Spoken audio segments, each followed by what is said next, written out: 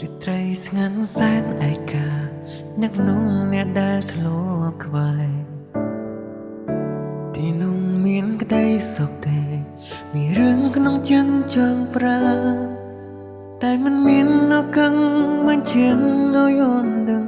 ពីទំនុកមែនទេចង់ឲ្យអូនឈប់ត្រង់នេះស្ដាប់បេះដូងមកដឹងទេបងនឹកអូនណាំចង់ជូនចង់ថ្នាំងធ្នមថែ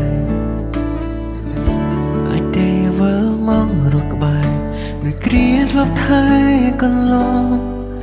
ពីភូមិលងដល់សែនធំធេងហាប្រែសុសៀនពេលគ្មានមានស្មូផ្ដាំផ្កាយរាត្រីប្រាប់អូនបងចាំត្រង់នេះនៅក្បែរគ្នារហូតបានទេកុំទៅចោលបងផ្កាយសំណាងបងគឺជាអូនអាចឲ្យបងរួបហន់ពីភាពឯកាយឺតពេកទេដែលទៅសារភាពពីលៀងក្នុងចិត្តមានអូននៅក្បែរបងតែងលាអារ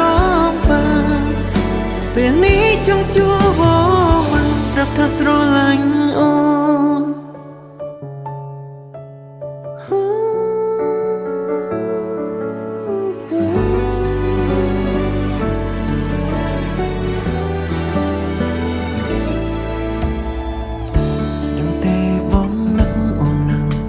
ចង់ជូនចង់ថ្នាំងធ្នមថែ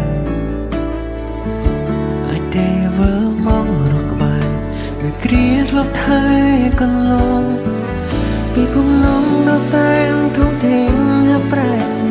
សៀនពេលគ្មានមានស្មូផ្ដាំផ្កាយរាត្រីប្រាប់អូនបងចាំត្រង់នេះនៅក្បែរគ្នារហូតបានទេកុំទៅចោលបង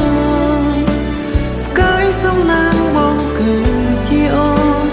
អាចឲ្យបងរួបហន់ពីភាពឯកាយឺតពេកទេដែលទៅសារភាពពីលៀងក្នុងចិត្តមានអូននៅក្បែរបងតែងលាអារម្មណ៍បានពេលនេះចង់ជួបបងមិនប្រាប់ថាស្រឡាញ់អូនពេលនេះអូននៅទីណានឹងបងខ្លាចតែម្ចាស់លែងដងឆ្ងាយគ្នាយូរពេលហើយកុំទុំឲ្យបងឯកាក្បែរគ្នារហូតបានទេកុំទៅចាបងកាយសំណាងបងគឺជាអូនអាចឲ្យបងរួបហន់ពីភាពឯកាយឺនពេកទេដែលទៅសារភាពពីលៀងក្នុងចិត្តមានអូននៅក្បែរបងតែងលាអារម្មណ៍បានពេលនេះចង់ជួបបងមកប្រាប់ថាស្រឡាញ់អូ